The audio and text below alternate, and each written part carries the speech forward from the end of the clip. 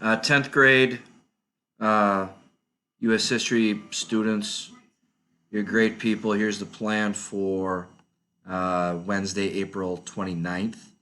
First, do the April 29th do now assignment. And then this is a big thing.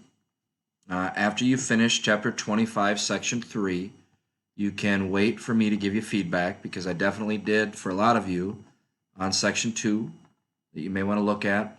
But once you're done with all of that, the Unit 2, or excuse me, the World War II unit test is available and it's due on Tuesday, May 5th. It's available to you now. Some of you have already taken it actually, but I would like you to get that done. Now, that's all you have until Tuesday, May 5th. So, some of you that have some work to make up, this would be a good time to do it.